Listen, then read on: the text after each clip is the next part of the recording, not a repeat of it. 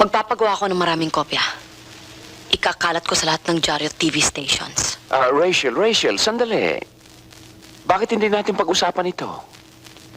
Ibibigay ko sa iyo yung tape. Pakawalan mo muna ang mga magulang ko. Sabihin mo sa akin kung saan tayo magkikita. Okay, Rachel. Nanalo ka.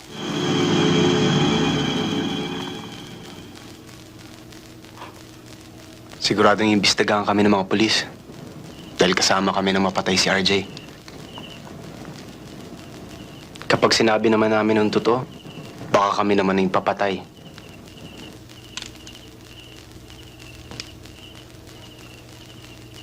Hindi kayo dapat madamay dito eh.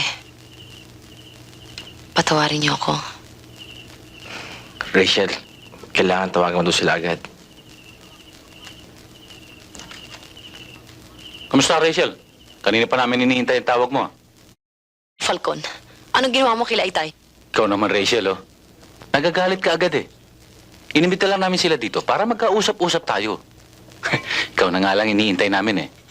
O ano, makakarating ka ba? Maawa ka sa kanila, Falcon. Wala silang kasalanan. Rachel, pinalabas mo naman ako masama niyan eh. Wala naman akong binabalak na gawin ng masama sa mga magulang mo. Gusto ka lang namin makausap. O paano? Makakarating ka ba? Pakawalan mo na sila, Falcon.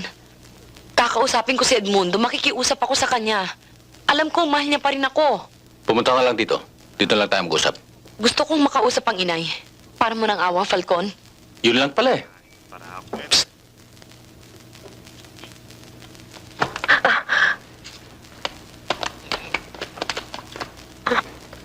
Bilisan mo. Hello? Rachel, anak. Inay? Sinaktan ba nila kayo?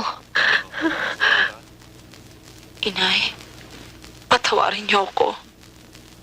Sabihin niyo sa Itay na patawarin niya ako. Anak, ihintayin ka namin. Mag-iingat ka, ha? Oo, Inay.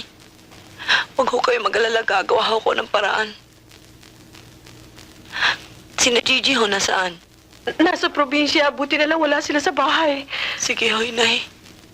Gagawa ko ng paraan. Kakausapin ko si Edmundo para pakawalan na kayo. Tama na. Nay? O ano, Rachel? Maliwanag ba? Ha? Huwag ka masyado magtatagalat ba? Masyado ako nagiging mainipin itong mga araw na to eh. Magsumbong na lang kaya tayo sa pulis. Baka mapahamak sila Itay eh.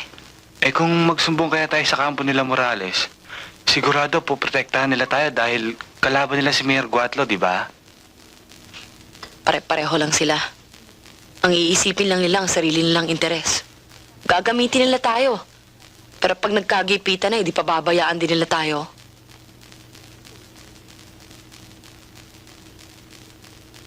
Alam ko na. O Rachel, kumusta ka na? Mo, Edmundo, kung merong mga taong hindi dapat manatili dito sa mundo ay mga taong katulad mo. Kapag may nangyari sa Rachel, makikita sandali. mo, hindi lang... Doon ka muna.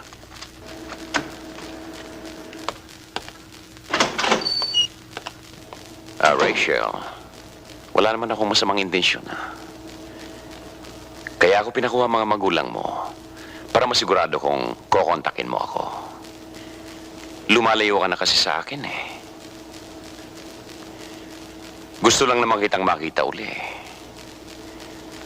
Alam mong mahal na mahal kita, Rachel. Kilala ko rin po ang mga tauhan ni Mayor Edmundo Guatlo.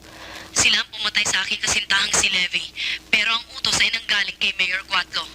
Siya rin po ang nag-utos kay Levy na patayin ang kanyang kalaban na si Mr. Tuazon. Ipinakidnap niya ako sa kanyang mga tauhan at dinala sa kanyang resort.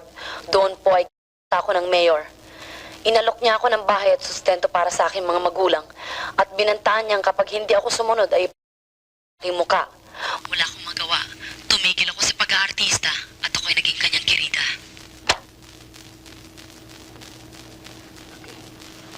Magpapagawa ako ng maraming kopya. Ikakalat ko sa lahat ng dyaryo at TV stations. Rachel, sandali. Bakit hindi natin pag-usapan ito? Ibibigay ko sa iyo yung tape. Pakawalan mo muna ang mga magulang ko. Sabihin mo sa akin kung saan tayo magkikita. Okay, Rachel. Nanalo ka.